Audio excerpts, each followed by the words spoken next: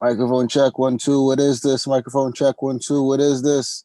You're watching Real Talk Though. Hi, I'm Jeff. My friends call me Hefe. Who this? Who this? We're here. We're in the house. Each in our own house. Speak for Yes, yourself. we are.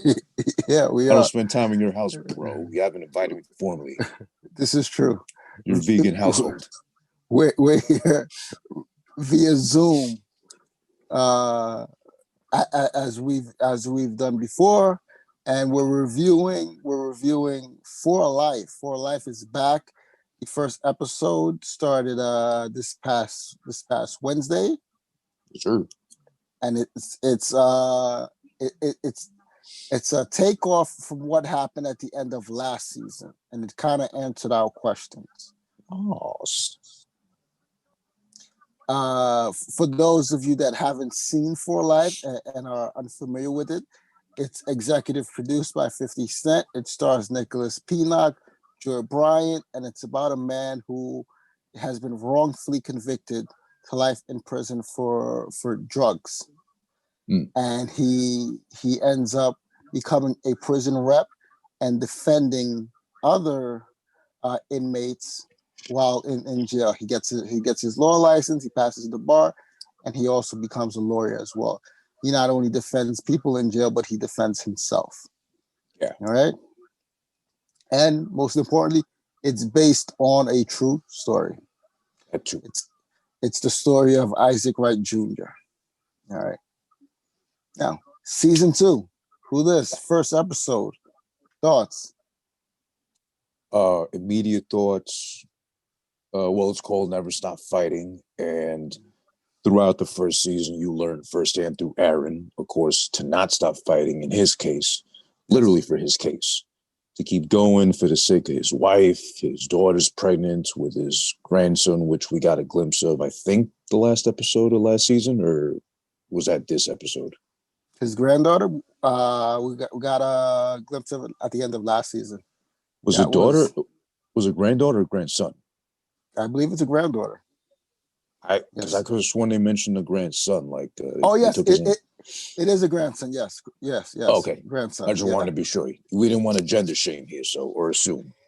Yeah, because she named the child after her father. Right. Yeah. So, it really encapsulates the whole point of last season, building up to this season. Now, the very first episode, we get the pleasure of seeing Aaron, as we had hoped, and based off the true story of his life, free. Yes. Not taking the deal he's given, which is very dirty, very manipulated to their favor instead of his, which is crazy because I think being stuck in there for so long, innocent and such, you take whatever you can just to flee. But he stood his ground. And I mean, as you saw in this episode too, season 2, episode 1, like they had to really knock some sense into him to stand for his cause and his initial purpose anyway, not just to take the deal just for the sake of getting out at the risk of not being able to practice law anymore. That's the most important part, is that had he taken the deal, he wouldn't be able to practice law again. And that's literally abandoning your craft, his new life. That's what helped him get out of jail. And if he would have taken that deal, he wouldn't be able to do it. He wouldn't be able to free others. So, although it protected his family, it was a bad deal for him in the long run. Oh yeah. But he would have been, I think, free, exonerated as he was anyway. But just that implication, right? No practicing law anymore, right? He would have been released with time served. He wouldn't necessarily have been exonerated. He would just they would not have admitted guilt. Maskins would have pretty much forgotten to walk away scot-free himself had Aaron accepted the deal. And that's why he was applying so much pressure on him. Because if he accepts the deal, everyone pretty much stays protected. But as you see in the first episode, he finally gets that victory off of Maskins, because that's who he had a grudge against him for putting him away and for not acknowledging what he did was wrong. True. I mean, it was a pretty powerful episode. Everything detailed and showing like the behind the scenes of what they were doing to get to his daughter in the Yes. hospital of all things, giving birth or about to, Yeah. harassing pretty much, well, within legal ramifications, harassing his wife too, trying to like threaten her and like dangle, jail time for, tampering with records and such for what Yeah. she did for him too. My only thing was, I think it might have been cleared up last season. I don't remember forget my memory. I don't remember that well, but what was the light skinned guy again that was trying to get with his wife, or that was there for his wife as a friend? Um, Keith? Oh, No, not Keith. oh, you mean the boyfriend that she had while he was locked Yeah. up? Mm-hmm. I forget his name. His name slips in my mind at the moment. Some light skinned Yeah. guy name, but Yeah. I mean, there's no mention of him, which I think, if I remember correctly from last season, he kind of just skipped town because like he didn't want to be in the middle of that or out of courtesy, right? Yeah. He started to feel guilty because it was revealed to us that he wasn't the one that pursued her. Rather, she was the one that pursued him because he was always around and he always had these bad relationships. So he decided to, just become part of the family. He accepted her interests, and then while he started to have interest in them becoming a family, I guess he started having doubts as well. So he ended up leaving. Well, I bring that up just because I'm glad to see that he wasn't discussed or even hinted at now. But now that he's free, Aaron, I mean, Yeah. let's see what happens once he's back home. And if he shows up around again, or if like she starts acting funny with him around too again, even though she really proved to be his ride or die right now, doing everything Yeah. she could. Yeah. It's definitely something that's going to be interesting. I want to see how the season goes overall, because I didn't expect for him to be free by the first episode. I Me either. thought some other things would happen while he was in prison. I think the story moved pretty quick. Like, he was able to find a way to protect himself. He resolved all those issues in one episode. I was surprised. So I want to see. Yeah, that's a good point. Like, to see, well, what's going to happen with him and the wife. Do they automatically get back together? And if they do, then how does the story move along? You know? Yeah, because I don't even think he was even like in on the fact that his best friend, like intentionally, unintentionally, however they want to present it, was even there pretty much as a shoulder to cry on. But her immediate go to, right, I'm glad you reminded me of that she went to him, sought him Yeah. out. Yeah. So then he's not privy to anything. What if like they all argue at home one day and the daughter just feels like being a bitch and bringing that up? Yeah. Or like So, gives her a curfew and is like, Mom, I'm going out. No, you're not. It's like, oh yeah, well, what about, dude's name? He came around whatever time he wanted to. And like, did you know that, Dad? Marie, what? I don't think I don't think they're gonna go that route. I mean, I think that might be like too sensitive, but it definitely is interesting to see like how this story is gonna unfold. Is it really just gonna be centered around him fighting for others, and less about himself? But there is the fact that he is given 3 years parole, so who knows if he ends up getting entangled in some situation that may affect his freedom. That too, yeah, because again, the fact you brought that up that they let him out so quickly now, considering Yeah. episode 1 of season 2, I would have thought that would have been like the per se carrot dangling over us throughout the whole season towards the end, and maybe Yeah. next season, if they get another one, is when we finally see him free. But towards the middle of end of that one too. Yeah. Now to do it so soon, it's like it's great to see, but like we kind of got everything from the get go, and now we're kind of left to see, if anything, mostly just drama on the outside, like at home, trying to find a job, trying to like, clear his name, because there's still going to be the people thinking, oh, well, you got free just because you cried racism enough that they had to let you go. Yeah. and they're gonna look at him still as you're not legally a felon, but you still are. You were in jail that long. You might as well be that dirty, etc. kind of thing. Yeah, and some of the potential issues that he can have, they all seem to be resolved in the first episode. Like he won't have beef with Cassius anymore or that crew because they beat him up while he was in jail. Jamal squared that off for him. Maskins pretty much says he's stepping down to spend time with his family. So you don't know. Well, like if he just gives up for his position as I believe it's DA, then that beef seems to be over. So a lot of the drama that could have come his way, was killed off in the first episode. Yeah. So which would have been like a more logical buildup to like eventually getting out. But then like everything, you said everything in the first episode, like first go around, was like, okay, what are we gonna get now then? Yeah. Does he just go into helping other people? Is he going to work on getting Jamal out because he said he was looking at his case? So yeah, there's a lot to wonder about. Like what's going to come next? Yeah, and I know they hinted at the very end of the episode, like the teaser for the rest of the season, the fact that he's got a probation officer to begin with.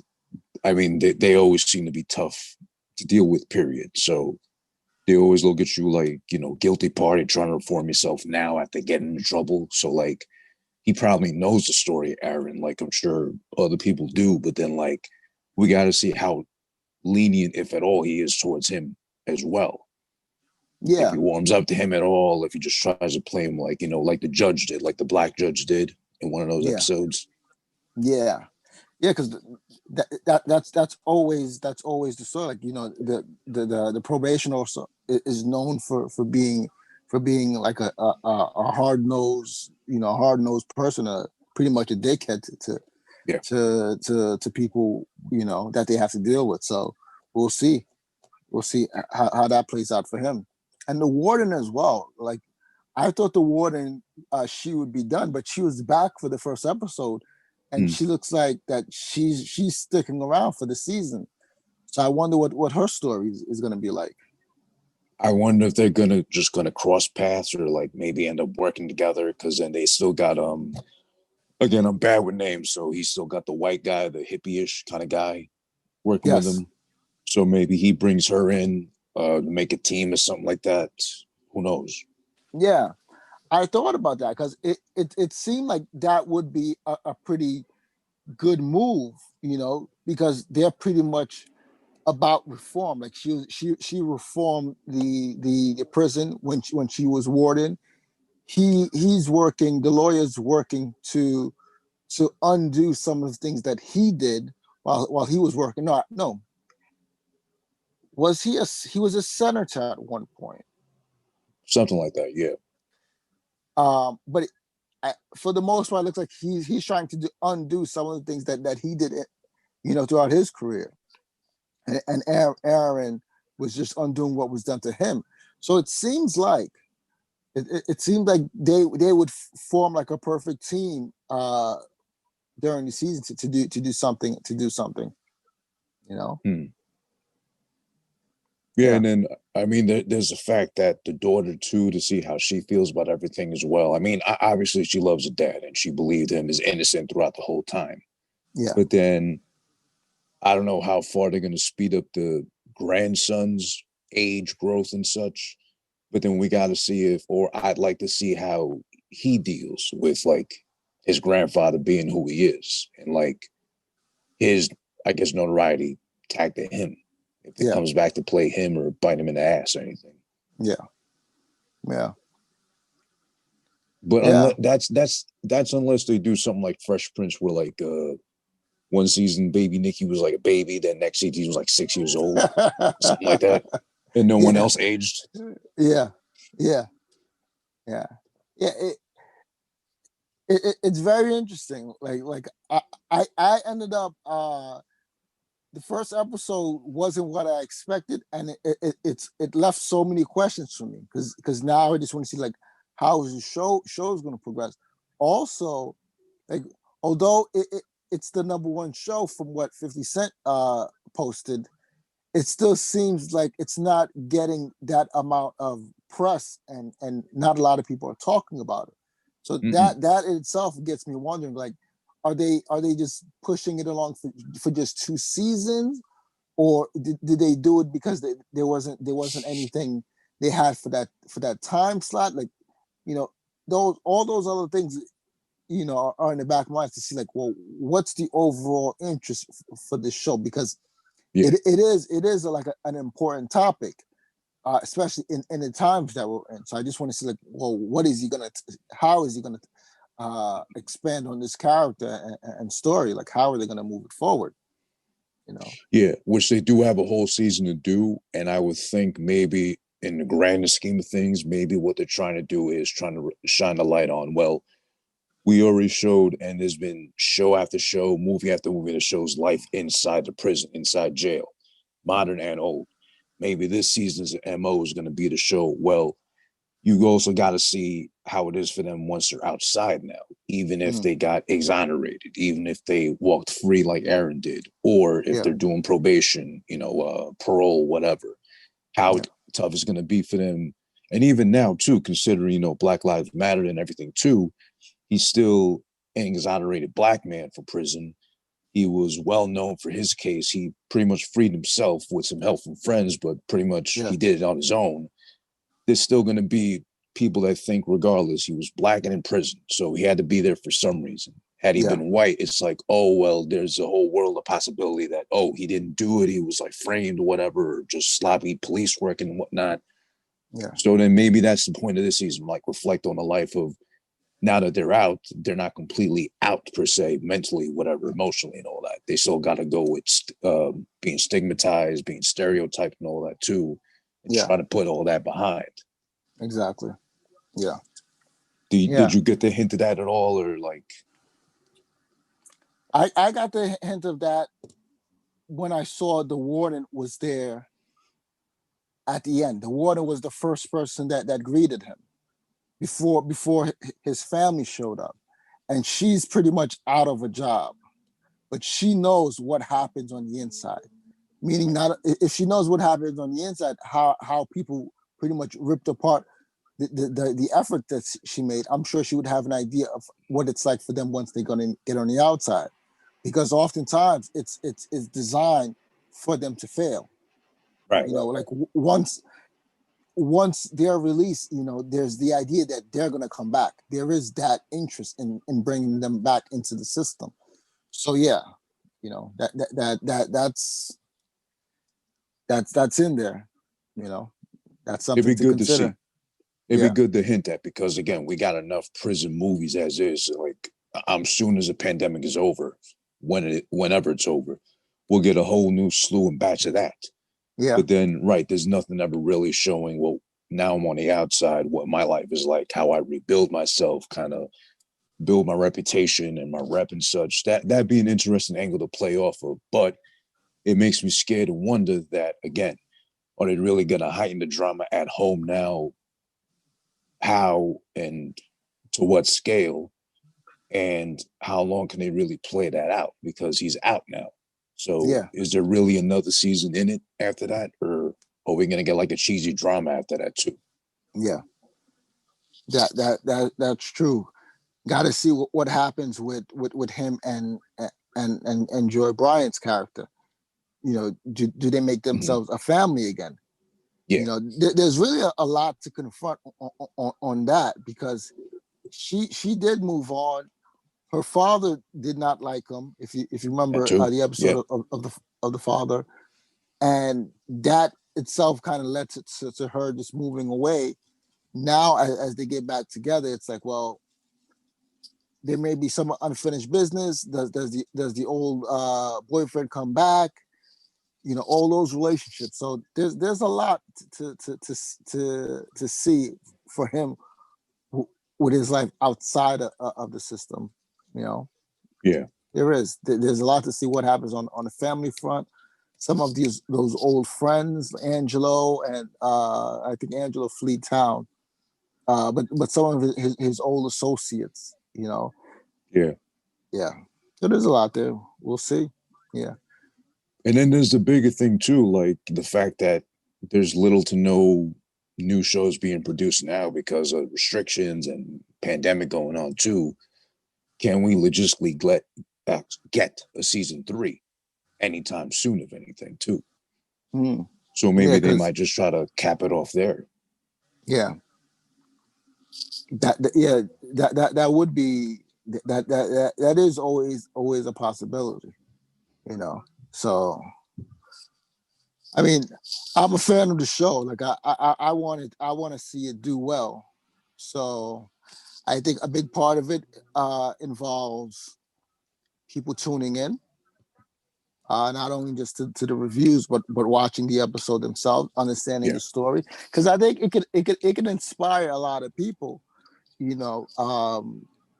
to pursue law, to fight for what they want, because he wasn't only fighting for his freedom, he was fighting for his family, and he was fighting for his grandson. That was a key part of it. It's like it, I'm gonna miss out on so much life if I spend my life in here. Exactly. So that could inspire a lot of people going forward to see that you don't give up on what you know is true and what you know is right. Yeah, because he gave Yeah, himself a purpose to even get out in the first place. yeah, yeah. He Even had a if it why. was like, yeah, exactly. Even if he had like multiple purposes, it was still one bigger picture involved. Is like, I got to get out to see any of this period. So Yeah, yeah, me being cooped up in here isn't good for me, anyways. yeah. Um, but I did want to touch on one thing that kind of stuck out to me like a sore thumb, per se. Yeah. Not in a good way. I forget his name, but the one inmate that, remember last season, he helped him get married in a prison or a trailer or bunker, whatever, with Yes, his wife, yes, yes. which was a very touching episode and Yeah, very endearing story, per se, of what kind of character Aaron really is. yeah, But then there's the fact that this guy clearly got his hair dyed in, of all places, prison, because it's jet black.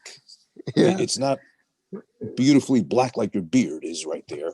yeah, It's this black that makes no sense. It's not on the color wheel or spectrum anywhere in nature. And yeah. he's walking in there with the matching goatee on top of that. It's Yes, disgustingly black. yeah. He looks like an overgrown Billy Ray Cyrus to begin with, too. I'll take that. Yeah. It's disturbing. So what is it? Is the issue with his hair? Yeah. How do you get your hair dyed in, of all places, prison? Who's doing that for you? Listen, like in the system, those guys are very innovative. They can come up with their own hair dye, just like they come in with their own they can create their own drugs and alcohol. Like they're very, creative. That's one of the things that I've heard about people when they're incarcerated. They really figure out how to do certain things. I mean, Mm. you can create weapons, you can create certain foods. A lot of people get inked up while they're in Oh, prison. yeah. They're able to do tattoos. So it's possible that he would know how to do that in prison. One of the things that I always thought about is, are they really comfortable in having another man do that for themselves? Like I've seen I saw a video years back on Mm-hmm. someone who was in jail, and he had another man braiding his hair while he was in prison. And I mean, this is no offense to any community, but No, it of gets you course to wondering, like, how manly do they feel if they allow another man to braid their hair, or how manly does that braider feel if he's in prison and he has to do another man's hair, you that know is true. That is the epitome of like making someone your bitch. Like, braid my hair. pretty much pretty much Make pretty sure the much box braids. Yeah, yeah. So yeah, That's a good point. yeah, yeah. And before, as we start to wrap up, you're watching Real Talk Though. Hi, I'm Jeff. My friends call me Hefe. Who this? Jamal, what's the future of Jamal? this season, because now they are apart. Aaron is on the outside, he's on the inside. What do you think the future of Jamal is?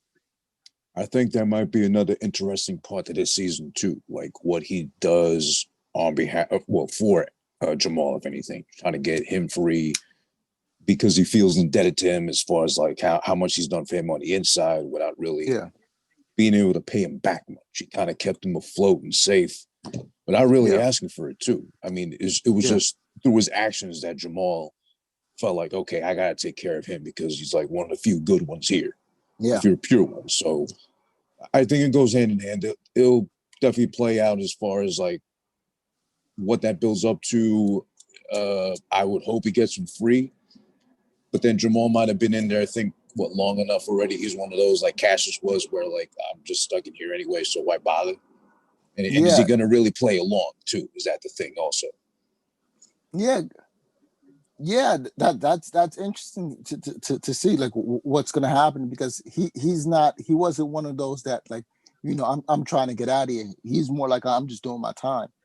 Mm-hmm. But with based off what happened to Cassius, and one of the things he said to Cassius's crew is that they want to take out the Aryans and just take over the whole prison.